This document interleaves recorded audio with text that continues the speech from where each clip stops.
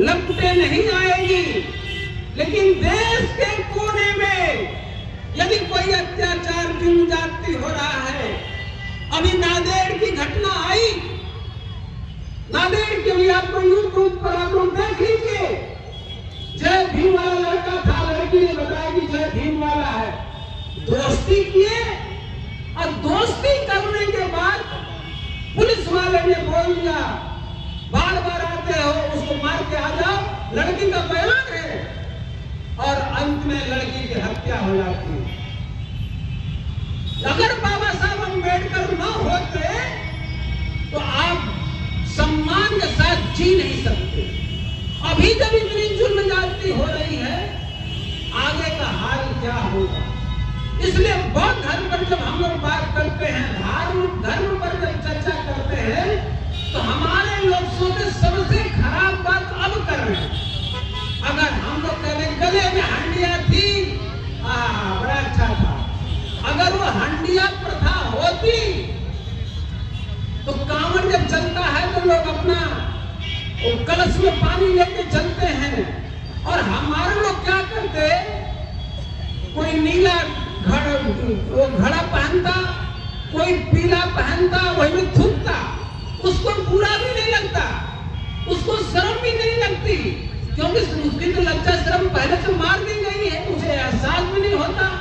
इसलिए मेरे साथियों, आपसे अनुरोध है कि आप बात को सुनिए, उसको सुनिए, उसको समझिए। तभी मैंने बोला कि देख कर सीख सकते हैं, सुन के सीख सकते हैं और पढ़ के सीख सकते हैं। अब मैं एक बात आपको और सिखाने के लिए जा रहा हूं और दिखाने के लिए भी जा रहा हूं। यही बोधिसत्व बाबा साहब भीमराव अम्बेडकर ने 14 अक्टूबर 1956 को नागपुर में धर्म की दीक्षा लिया और 22 प्रतिज्ञाएं दिया। हम लोग बड़े जोर से कहते हैं हम अम्बेडकरवादी हैं, संघर्षों के आदी हैं, संघर्ष करते रहे हुए कि राजपाट भी तुम्हारा होगा। राजपाट भी तो होना चाहिए कि खाली आंदोलन ही चलेगा। तो आंदोलन को यदि आपने पैगाम में नहीं बदला, दिन भर आप फुटबॉल मैच खेलते रहिए, गोले को मत करिए, तो इस खेल से क्या फायदा? आपको आंदोलन करके, आपको सोच समझ करके गोल भी करना है। बाबा साहब अम्बेडकर अपने जीवन में केवल खेलते ही नहीं थे, आंदोलन ही नहीं करते थे, बल्कि रण में परिवर्तित करते थे, परिणाम में बदलते थे। तो बोधिसत्व बाबा साहब अम्बेडकर ने 14 अक्टूबर 1956 को जब बौद्ध धर्म में 5 लाख लोगों के साथ, कोई कहता है 10 लोगों के लाख लोगों के साथ, तो आप समझिए कि बाबा साहब के साथ जनसैलाब था। उस समय बौद्ध धर्म की दीक्षा लिए और जब इनका संबोधन हुआ तो पहले उन्होंने कहा कि ब्रह्मा विष्णु महेश को हम नहीं मानेंगे, हिंदू देवी देवताओं को नहीं मानेंगे। लेकिन हम लोग बाबा साहब अम्बेडकर के आंदोलन को सही ढंग से समझ ही नहीं पा रहे हैं। अभी यहाँ पर आज जब कुछ लोग आए थे और हर हर महादेव का नारा लगा दिए, बाबा साहब अम्बेडकर ने हर हर महादेव का नारा लगाने से मना किया। अगर उनके सपने को पूरा करना चाहते हैं, उनके आंदोलन को पूरा करना चाहते हैं, तो उन्होंने जो आपको संकल्प दिलाया है, प्रतिज्ञा दिलाई है, 22 प्रतिज्ञाएं, उसमें पहले ही उन्होंने मना किया है। उनकी बात तो मानना ही पड़ेगा। और आप लोगों को जानकर आश्चर्य होगा, बोध गया में मैं जब था तो बोध गया में बुद्ध महोत्सव चल रहा था, तो हम सोचे कि बुद्ध महोत्सव चल रहा है तो बड़ी अच्छी बातें चल रही हैं, हमको चलना ही चाहिए। जब मैं वहां गया मेरे साथियों, अगर अपनी आंख नाक कान खोल के नहीं रखोगे, अपना आंख खोलो, नाक खोलो, गला खोलो, सब खोल के रखो और बोलना भी सीखो। मैं वहां पर जब गया तो वहां पर किस लीला चल रही थी? हेमा मालिनी जी सांसद थी और वहां बुद्ध महोत्सव में कृष्ण लीला चल रहा था। समझ में नहीं आ रहा था कि कृष्ण लीला है या बौद्ध महोत्सव है।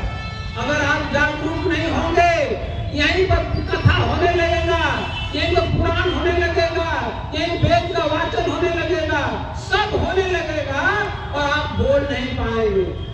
आवाज यदि कोई ऐसी आ जाए, उसको उसी समय आप यदि आपने नहीं कुचला, मैं धन्यवाद देता हूं इंजीनियर भाईलाल साहब मंच पर बैठे हैं, इन्होंने उठ करके आकर के बोला कि आपने गलत बोला है। यदि सभी धर्मों में आदर है तो आप सभी धर्मों की आदर करते हैं तो अल्लाह अकबर ऐसे चिल्लाइए, कौन रोक रहा है? लेकिन आप अपने धर्म का प्रचार कर रहे हैं, जबकि बाबा साहब अम्बेडकर ने इसको नकारा था, ईश्वर को नहीं माने थे। उन्होंने कहा कि बुद्ध धर्म का, बौद्ध धर्म ईश्वर पर आधारित नहीं है। इसलिए बौद्ध धर्म के बारे में कहा जाता है कि बौद्ध धर्म क्या कहता है, एक व्यक्ति का दूसरे व्यक्ति के साथ कैसा संबंध होना चाहिए, उसको हम लोग धर्म कहते हैं। तो बाबा साहब अम्बेडकर कहते हैं कि एक व्यक्ति का दूसरे व्यक्ति के साथ क्या संबंध होना चाहिए, समता का होना चाहिए, समानता का होना चाहिए, स्वतंत्रता का होना चाहिए, न्याय का होना चाहिए। और ध्यान से बात को सुनिएगा, कुछ लोग ये कहते हैं कि सभी धर्म अच्छे होते हैं। अब किसी ने पूछे कि आप किस धर्म को मानते हैं, खाली इतने पूछिए, आपको बड़ा इंटरेस्टिंग आपको उत्तर मिलेगा। किसी ने पूछेंगे किसी साथी से कि आप किस धर्म को मानते हैं, हम ही से पूछ रहे हैं, अरे भाई आप ही से पूछ रहे हैं, हम तो सभी धर्मों में विश्वास रखते हैं। फिर दूसरे से पूछिए भाई आप किस धर्म को मानते हैं, अच्छा हमसे पूछ रहे हैं, कहा भाई आप ही से पूछ रहे हैं, इरिटेट कर देगा, हमें तो किसी धर्म में विश्वास ही नहीं है। फिर तीसरे पूछिए कि आप किस धर्म को मानते हैं, हमसे पूछ रहे हैं कौन सा धर्म को मानते हैं, हमें तो धर्म से कोई लेना देना नहीं है। और भाई साहब देखिए धर्म में क्या रखा, धर्म फूड सिखाता है तो धर्म से कोई मतलब नहीं। अब सवाल खड़ा हो गया, पूछिए अगर आपका शादी विवाह कैसे हुआ, शादी देखिए धर्म दो ही जगह आपको दिखेगा, या तो मृत्यु में दिखेगा या तो शादी में दिखेगा। तो हमारे लोग जो अम्बेडकरवादी हैं, हमारे लोग जो बुद्धवादी हैं, जब शादी हुआ तो झगड़ा होने लगा कि बौद्ध धर्म से होगा कि हिंदू धर्म से होगा, वहीं पर पता चल जाता है कि अब क्या होगा, वहीं पर झगड़ा होने लगेगा। कहीं माता जी नहीं मान रही है, मौसा नहीं मान रहे हैं, अब बाप में सबको पता है कि फुफ्फा तो गुस्से होने के लिए आए बैठे ही हैं, फुफ्फा नहीं मानेंगे, हिंदू धर्म से होगा। चला रहा है, इतना याद है। तो हमने कहा कि गले में मटका बांध कर उसमें थूकने का रिवाज जो चला रहा है उसको क्यों छोड़ दिया, कमर में झाड़ू बांधने का जो रिवाज था उसको क्यों छोड़ दिया। अब बोलने पर जीवा काट लिया तो उसका मतलब सही था, करने नहीं है तो बड़ा गड़बड़ था। अरे जब वो गड़बड़ था तो बाबा साहब अम्बेडकर ने कहा कि सभी गड़बड़ की जड़ जातिवाद की जड़, और बड़ा अच्छा बात समझने को मिलता है बाबा साहब पढ़ने के बाद, यदि अपने कोई कहता है हिंदू तो उसको दो चीज को मानना ही पड़ेगा, याद रखिए, आपको भी मानना पड़ेगा। यदि आपने बोला कि हम हिंदू हैं तो दो चीजें मानना पड़ेगा, एक वर्ण व्यवस्था मानना पड़ेगा, एक आपको मानना पड़ेगा छुआछूत, मानना ही पड़ेगा। और इसलिए बाबा साहब अम्बेडकर कहते हैं कि हिंदू धर्म में आओगे तो वर्ण व्यवस्था, वर्ण व्यवस्था के बाद जाति व्यवस्था, जाति व्यवस्था के बाद आएगा छुआछूत। तो छुआछूत की नानी कौन हो गया, वर्ण व्यवस्था। तो पहले क्या नानी को ही मारो, पैदा न हो कौनो, तो जब आप नानी को मार देंगे, वर्ण व्यवस्था को मार देंगे तो आपका काम खत्म, न वर्ण व्यवस्था रहेगी, न जाति व्यवस्था होगी, न छुआछूत होगा। इसलिए बाबा साहब अम्बेडकर ने कहा कि जो लोग जो नीच अछूत अस्पृश्य हैं, यदि हिंदू धर्म को बोलते कि मेरा धर्म हिंदू है तो स्वयं को स्वीकार करते हैं कि हम नीच हैं, क्योंकि तुमको नीच ही कहा जाएगा। इसलिए बाबा साहब अम्बेडकर ने कहा इस देश में अछूत अस्पृश्य दलित से निष्ठा से मुक्ति पाना है तो गर्व से का हम बौद्ध हैं, तभी आप जा करके मुक्ति के मार्ग पर जा सकते हैं। मेरे साथियों, आपको ध्यान में रखने का 22 बाबा साहब अम्बेडकर ने 23 सितंबर 1917 को संकल्प लिया। लोग कहते मैं अकेले क्या कर सकता हूँ, ये बड़ी विडंबना है। मैं जब जहाँ बात करने जाता हूँ तो लोग कहते सर अकेले क्या हो सकता है, हम क्या अकेले क्यों नहीं हो सकता। बाबा साहब अम्बेडकर ने 23 सितंबर 1917 को संकल्प लिया। सयाजी गायकवाड़ पार्क गुजरात में, आपके बड़ौदा में, उन्होंने संकल्प लिया कि जब इनके साथ जुल्म जाती हुई, बाबा साहब अम्बेडकर सयाजी गायकवाड़ पार्क में जाते हैं।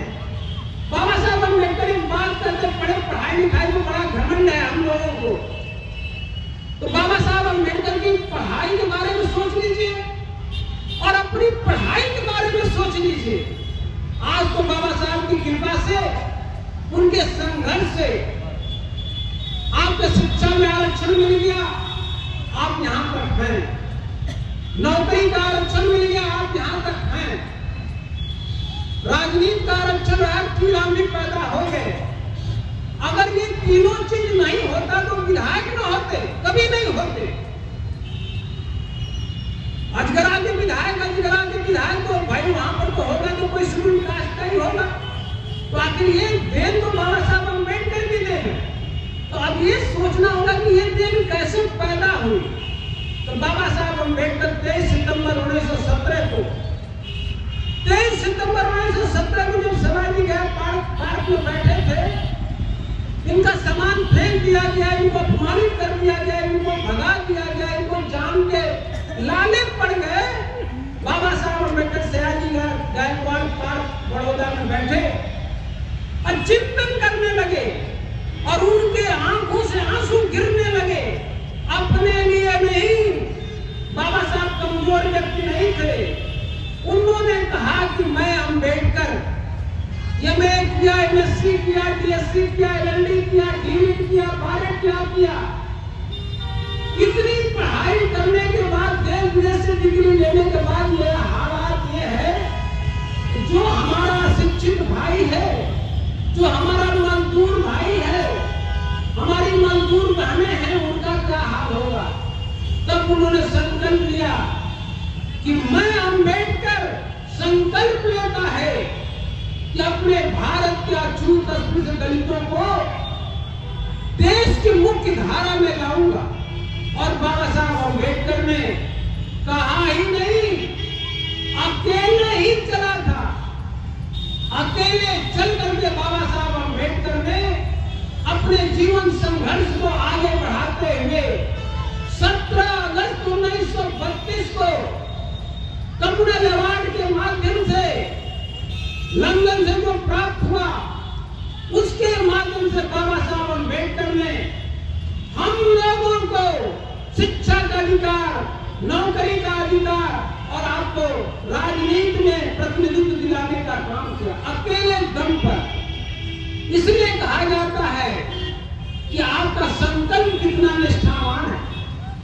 यदि आपका संकल्प निष्ठा से भरा है तो आप जरूर काम कर लेंगे।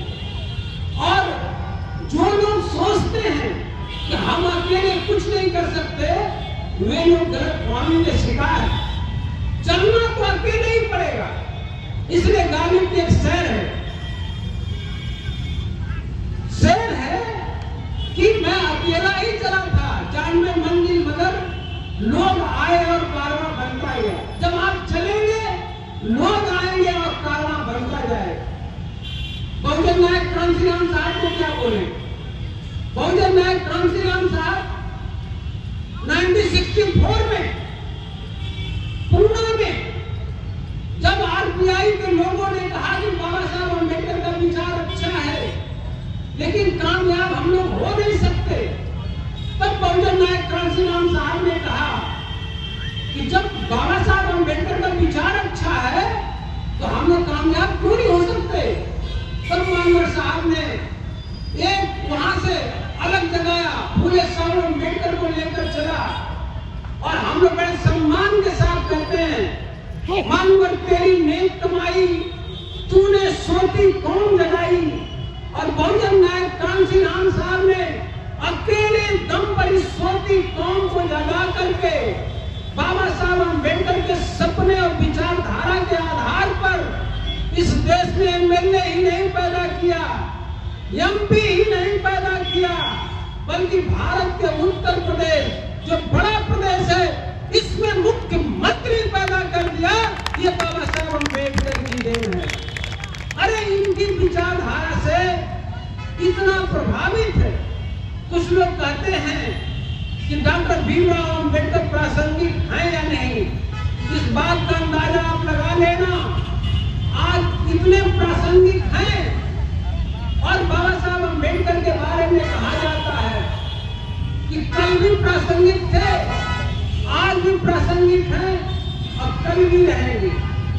और बाबा साहब अम्बेडकर के बारे में एक बात और कही जाती है कि डॉक्टर अम्बेडकर जीते जी उतना प्रभावी नहीं थे, दुश्मन बोलते हैं उतना प्रभावी नहीं थे, उतने खतरनाक नहीं थे जितना मरने के बाद खतरनाक प्रभावित हो गए। आज जरा देखिए पूरे राजनीतिक पार्टियों के फ्लैक्स पर बाबा साहब भीमराव अम्बेडकर आते हैं। आप हो सकता है कि बाबा साहब अम्बेडकर के अनुयायी होने के नाते इनके बारे में, इनके कद के बारे में आप उतना समझ ना पाते हैं, क्योंकि आप उनको घर का एक सदस्य समझते हैं, इनके आप वंशज हैं। हो सकता है कि इनके जो संघर्ष है उतना समझने की कोशिश नहीं करते, लेकिन दुश्मन लोग इन्हें ज्यादा पढ़ते। याद रखिए, आप लोगों को मैं जरूर इस बात को बताना चाहूंगा कि जिनको आप बहुत ही श्रद्धा के साथ कम पढ़ते हैं, वे लोग उतना ही श्रद्धा के साथ तो नहीं पढ़ते, लेकिन ये देखना चाहते हैं कि अम्बेडकर किस खेत के मिट्टी थे कि उन्होंने ये मरी हुई कौम को जगा दिया। ये तो मुर्दा थे, मजदूर थे, रिक्शा चलाने वाले थे, बेरोजगार थे, अशिक्षित थे। आखिर उन्होंने कैसे इन लोगों को करिश्माई तरीके से जगा दिया? तब बाबा साहब अम्बेडकर ने जो जगाया उसका एक मूल आधार है। उसका जो मूल आधार है उसको आपको समझना पड़ेगा। और जितने आंदोलनकारी हैं, जितने मिशन मूवमेंट को समझने वाले लोग हैं, मैं आपसे विनती करता हूं कि आपको गोल में सम्मेलन जरूर जानना पड़ेगा। अगर गोल में सम्मेलन आप नहीं जानेंगे तो आपका आंदोलन अधूरा रह जाएगा। अभी बात जब चल रही थी कि जब बाबा साहब अम्बेडकर ने हम लोगों को शिक्षा का अधिकार, नौकरी का अधिकार और राजनीति का अधिकार दिया, ताकि गोल में सम्मेलन में बोले क्या थे ये जानना जरूरी। क्या बोले थे? ऐसी कौन सी बात वहां जाकर कह दिए जिससे कि हम लोगों को शिक्षा का अधिकार मिल गया, नौकरी का अधिकार मिल गया और राजनीति का अधिकार मिल गया? कौन ऐसी बात बोली? तो बात वो थी कि वहां पर बाबा साहब अम्बेडकर ने कहा कि जिस तरह से भारत में मुसलमान हिंदुओं से अलग, ध्यान से समझिएगा, यही आपके जीवन का टर्निंग पॉइंट होता है। आप बहुत बातें सुनते हैं, लेकिन मुख्य बातें को सुनाने से पहले बड़ी सारी भूमिकाएं लेनी पड़ती है। आखिर गोल में सम्मेलन में ऐसी कौन सी बात कहे कि हम लोग अधिकार मिल गया, प्रतिनिधित्व मिल गया? अब कहाँ मिला? शिक्षा में मिला, नौकरी में मिला और राजनीति में मिला। अब कहां से मिला? गोल में सम्मेलन से मिला। अब गोल में सम्मेलन कहां हुआ था? लंदन में हुआ था। अब कब हुआ था? 1930 में, 31 में और 32 में हुआ था। जब वहां पर हुआ था तो आखिर बाबा साहब अम्बेडकर ने वहां जाके क्या बोला? वहां पर ऐसी कौन सी बात कहा कि जिससे कि हम लोग अधिकार से लैस हो गए? तो बाबा साहब अम्बेडकर ने कहा कि जिस तरह से भारत में मुसलमान हिंदुओं से अलग हैं, उसी तरह से हम भी अलग हैं। याद रखिए, जिस तरह से भारत में मुसलमान हिंदुओं से अलग हैं, सिख हिंदुओं से अलग हैं, ईसाई हिंदुओं से अलग हैं और एंग्लो इंडियन अलग हैं, उसी तरह से भारत के अछूत अस्पृश्य दलित हरिजन